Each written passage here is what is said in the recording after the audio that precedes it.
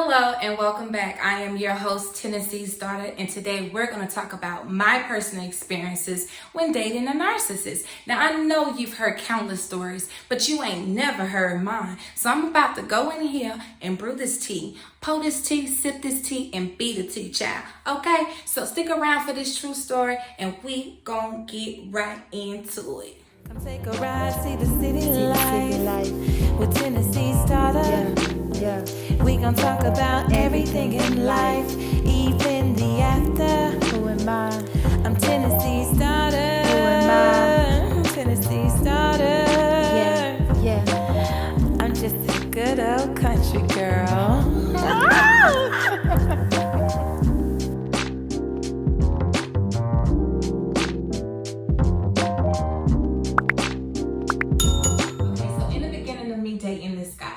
Everything was good. It wasn't, top tier, but it was good.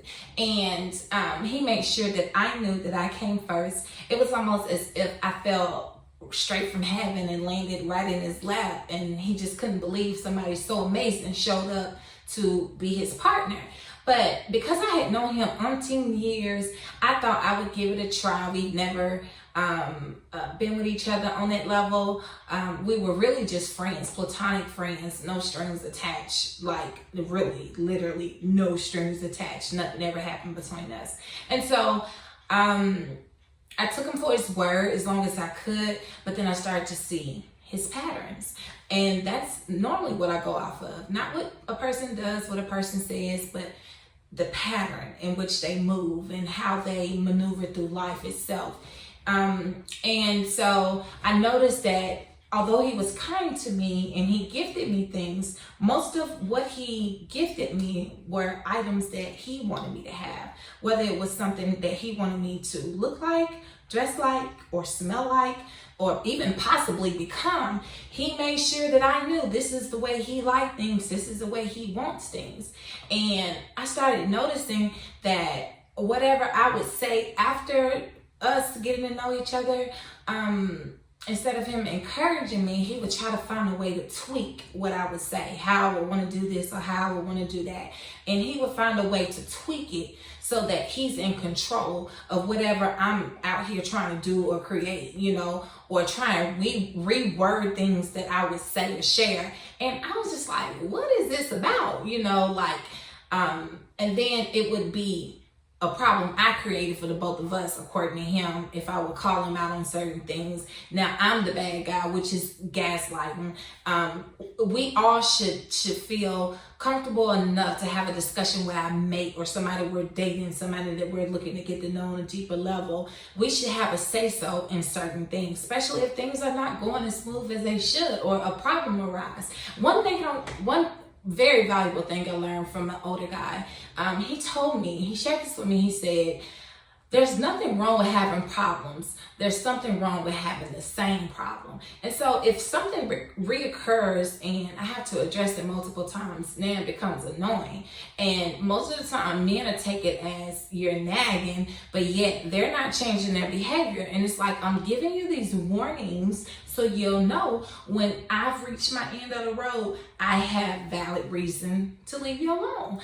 And a lot of them don't understand. This guy did not understand when I was done, and one thing that he would do is he would still call or message and be on, like, we're on good terms or something. Hey, how you doing? Yada, yada, all that stuff. And I'm like, look, dude, did we not just end this like 2 weeks ago?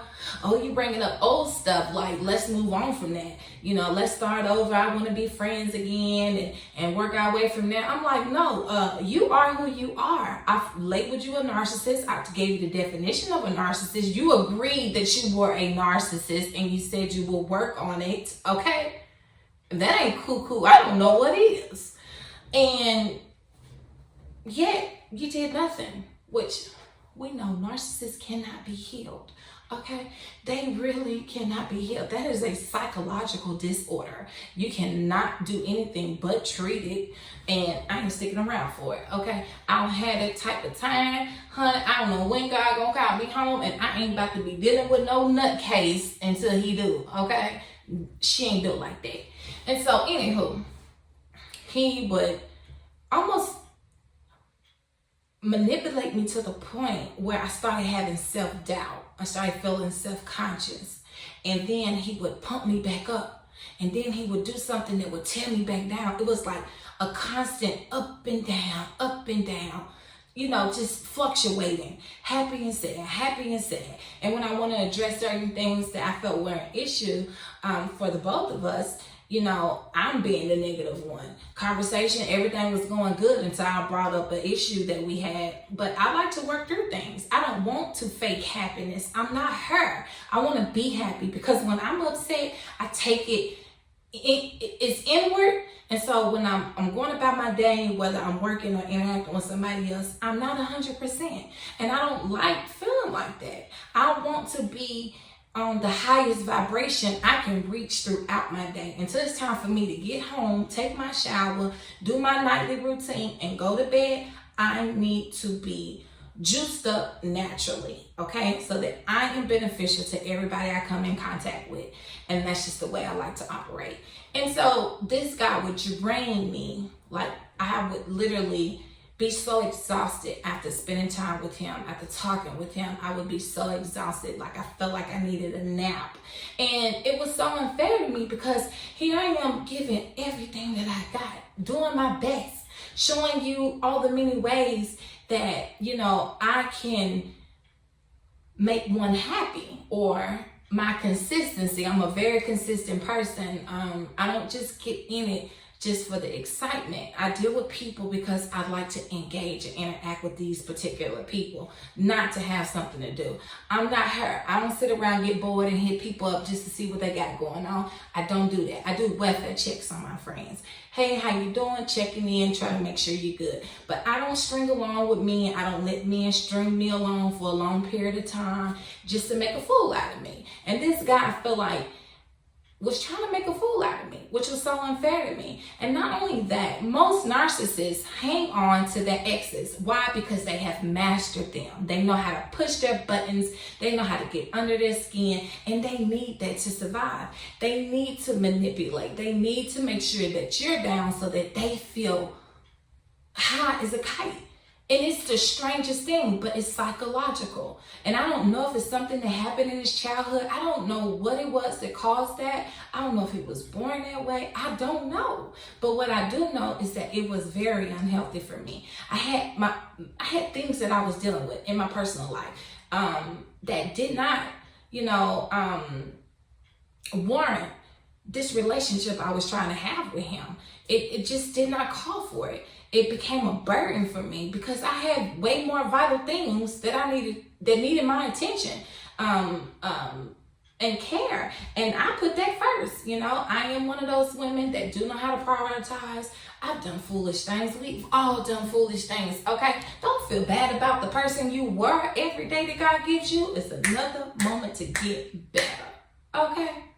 Now, don't let all that hard work go in vain.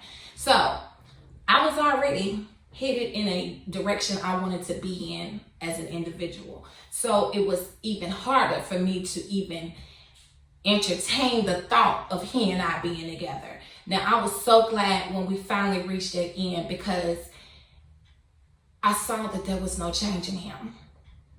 After having different conversations with people that I look up to and researching the behaviors of a narcissist, I learned that he was a poster child for narcissism. If you look it up, which I encourage all of you to do so, don't take my word for it. Look it up and see if this applies to your own relationship. See if this applies to you as a person. See if you are the narcissist in the situation. I know that we all have narcissistic traits to some degree based on our growth and development when we were coming up. But there are some people that really have no desire to change. It is nearly impossible for them to get better. And I don't know if two narcissists being together works, or not. But I have no desire to change in a negative way. It's only up from here for me, but I do encourage you all to examine these relationships that you have with people, these friendships you have with people, and find out if they're draining you or they're charging you. This guy was draining me. Okay, I could never be the woman that he wanted me to be. And even after accepting me for who I am and everything else like that, the flip side was after I got to know him for the man that he truly was, what he wanted was not even half of who I was. And I would share that with him, and he would still want me. And I would tell him, look, you and I wouldn't work. I would have to tolerate you. And I don't want to be that woman. I can't be her, because then I will be putting up a facade. You don't want to be with somebody that you tolerate, okay? It's not a good thing.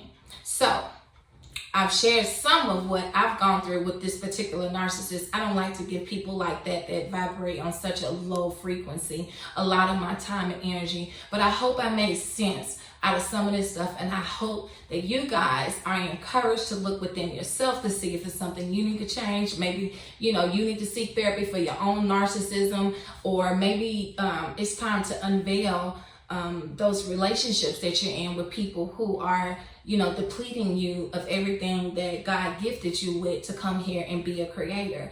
Don't be her, don't be him. This is a universal message to all the listeners and all the doers in the world, okay?